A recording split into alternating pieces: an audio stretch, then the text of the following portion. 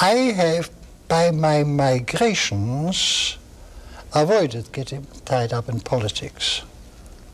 I left Austria almost immediately. It was by accident, after I'd been called to sit in on the first governmental committee. I left England after 20 years, and it takes much longer there, just after the Colonial Office had begun to use me for public matters. I was never long enough in the United States to be used for public affairs. And of course in Germany, when I arrived as an old man, I think it was not longer a practical problem. So I'm almost unique among economists of some reputation of practically never having been tied up in government work. And I think it has done me a lot of good. Government work corrupts. I have observed in some of my best friends who, as a result of the war, got tied up in government work, and they've ever since been statesmen rather than scholars. One problem I understand, and I'm very sympathetic to that perspective. How does one translate, then, from the theoretical to the practical and political?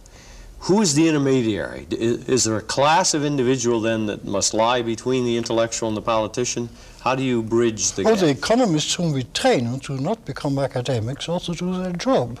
After all, we are training, unfortunately, far too many, and certainly many more than ought to go into academic life.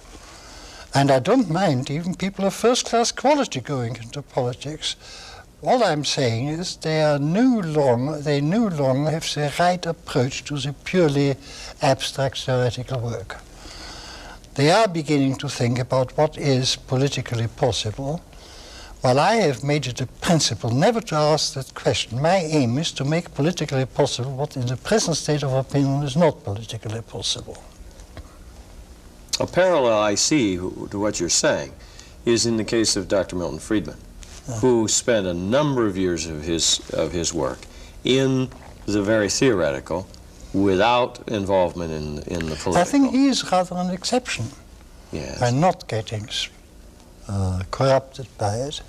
But he has now become more involved because he has many specific suggestions for political solutions, which are, and he would clearly admit to this, compromises of his own theory. Well, and personally, I think even he is, in one respect, for instance, he's invested so much in a particular scheme of monetary policy that he refuses to consider what I regard as the ultimate solution of the problem, the denationalization of money, privatization. That is so much beyond his scope of his aims that he rejects it outside. I think largely with the prohibition that's politically impractical anyhow. I believe he even sees the theoretical attraction, but he doesn't think it's worth pursuing because it's not practical politics. Mm-hmm.